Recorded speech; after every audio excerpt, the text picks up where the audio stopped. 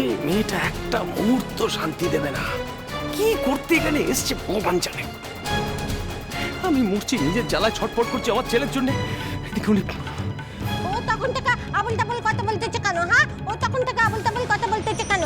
ও বললে দোষ নাই কো, আর আমি কিছু বললেই অমনি দোষ। দেখুন আমাকে কেমন করতে, তুমি কিছু বলতে পারছো না? হ্যাঁ, প্লিজ রাঙা পিসি, এবার তুমি চুপ করো, দোহাই তোমার, চুপ করো এবার। কি নেবে বলো তো চুপ করতে? প্লিজ চুপ করো প্লিজ। এই তুই চুপ কর। বেশি বড় বড় কথা বলছে, বেশি আর মুখ নাড়িস নি, বুঝেছিস? দাঁড়াও না, এক্ষুনি একজন আসছে। তোমার মুখের কথা না সব বন্ধ হয়ে যাবে, সঙ্গে সঙ্গে মুখের কথা সব বন্ধ হয়ে যাবে। সব বন্যাসী কোথাকা, জোর করে নিজের ঘরে উঠে নিজকে অচুষ্ট করে দিলে তার বেলা কিছু না গো। জানিস কার কাছে গেছিলাম জানিস? আমাদের কাজল রানীর কাছে। হ্যাঁ, আমাদের কাজল রানীর কাছে।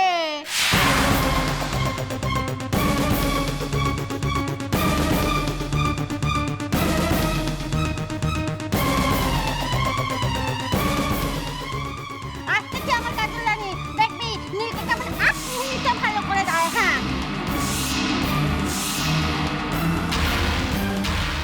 কি? আচ্ছা, এখানে কাজল বলে কে আছেন?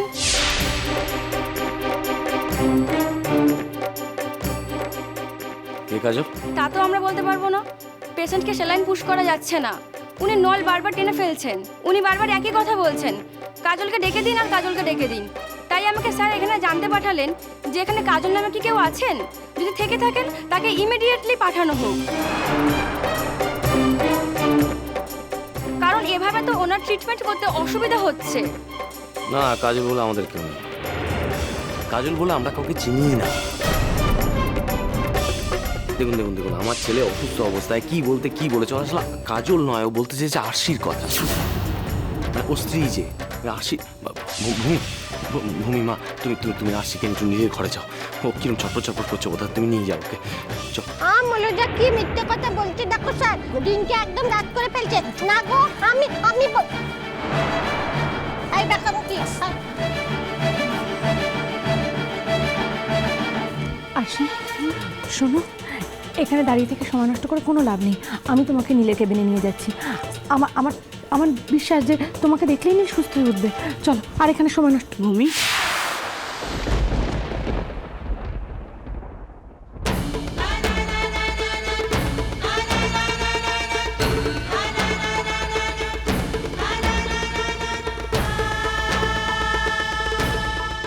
ওই তো আমার কাজল রানী ফটফড়ে নিচে গেছে। কাজল রানী ফটফড়ে, ও স্যার দেখো কাজল রানী ফটফড়ে এসছে। জানিস তো নীলকুমার অচুকের মধ্যে খালি কাজল কাজল কাজল কাজল করে ফাঁকতেছে। হ্যাঁ, বলছে আমার কাজলকে দেখানো, কাজলকে দেখানো। আর আমার মেঘদাদা আমার মিঠুক না, বলেছে কাজল নামে কাউকে চিনেই না।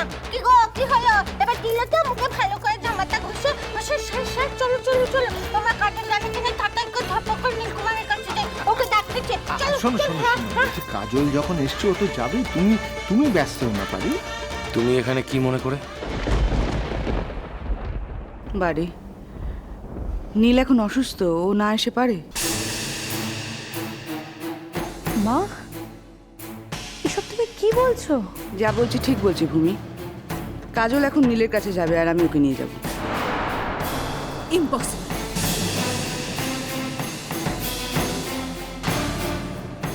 কি বলছো তুমি? তোমার কি এদের সকলের মতো মাথাটা খারাপ হয়ে গেছে মা? আজকে হঠাৎ করে তুমি কাজলের হয়ে কথা বলতে এসছো? মাথা খারাপ আমার হয়নি ভূমি, মাথা খারাপ তোমার হয়েছে। যতই জোর করে দেওয়ারে বিয়ে দাও না কেন, কাজল আজও নীলকে তার মনে মনে স্বামী মনে করে। আর স্বামীর অসুখে স্ত্রী তার পাশে থাকবে, এটাই স্বাভাবিক। বাবা, আপনার মতন মানুষকেও দেখছি জোরন্দর মেয়েটা বশ করে ফেলেছে।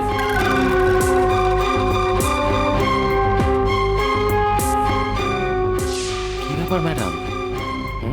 যা সত্যি তা একদিন না একদিন প্রকাশ তো হবেই। আপনারা যে এই মেয়েটাকে ঠকিয়েছেন এর মধ্যে তো কোনো ভুল নেই। মনোজা, এই তো দেখছি বাপু ঘোর কলিকাল একেবারে দুমু করে পড়ে গেছে। হ্যাঁ, ঘোর কলিকাল বাপু।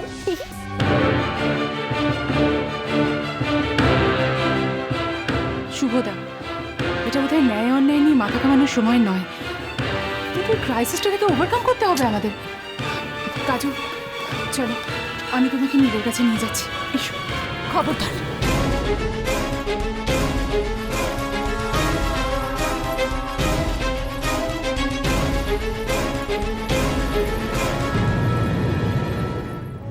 আমি তোমার এই কথাটা মানতে পারছি না মা। বোঝাই যাচ্ছে এখানে তোমার সঙ্গে আমার একটা দূরত্ব তৈরি হবে।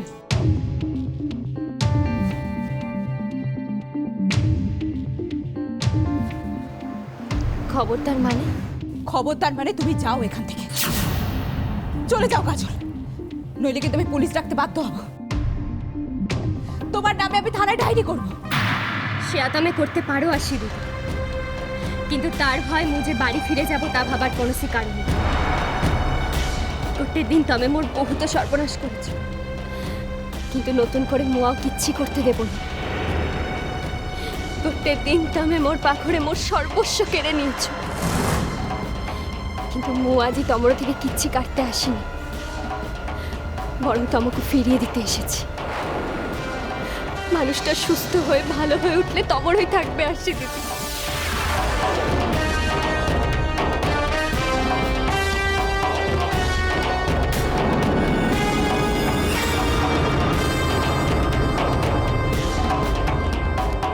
দেখুন পেশেন্টকে আর কিছুতেই ম্যানেজ করা যাচ্ছে না। উনি কাজল কাজল বলে এমনভাবে চিৎকার করছেন যে ওনাকে আর রাখা যাচ্ছে না।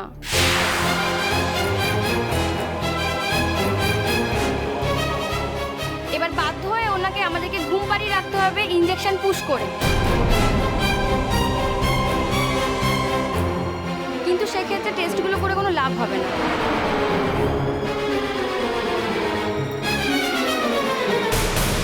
কাজল, তুমি চলো আমার সাথে, এসো এসো। তুমি ভয় পাচ্ছ কেন? আমরা সবাই আছি তো, চলো। ও কাজল রানী, স্বামী না জীবনে একবারই হইলো, হ্যাঁ তাকে বাঁচানোর জন্য সব করতে হবে। চল দেখিনি। চলো আমরা যাচ্ছি, চলো চলো। না, আমি বেঁচে থাকতে আমার স্বামীর কাছে, আমার নীলের কাছে আমি তোমাকে কিছুতেই যেতে দেবো না, কিছুতেই না।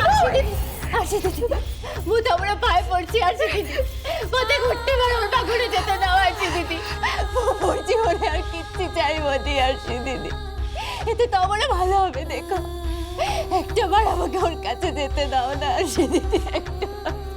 তুমি এখানে নাটক করছো? সস্তার নাটক এখানে করছো? নির্লজ্জ বেহায়া মেয়ে, হাজার একটা লোক দেখছে এটা হসপিটাল। এই তুমি এখান থেকে বেরো, এখান থেকে বেরো, ওই নাটকটাকে বন্ধ করো, যাও বেরো এখান থেকে। ও স্যার দেখেছো আমার কাজল রানীকে কেমন করছে? আসি দিদি, আমাকে একটা বার ওর কাছে যেতে দাও না। আসি দিদি, একটা বার ওর কাছে যেতে দাও।